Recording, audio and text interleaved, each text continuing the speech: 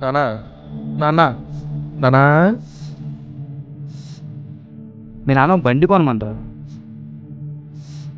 నువ్వు ఆయనతోనే కలిసి ఉంటానంటే చెప్పు, నేను మా పుట్టింటికి వెళ్ళిపోతా.